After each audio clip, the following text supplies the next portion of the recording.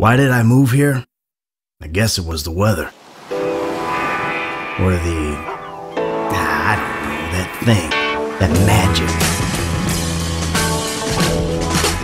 You see it in the movies. I wanted to retire from what I was doing, you know?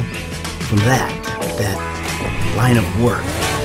Be a good guy for once, a family man.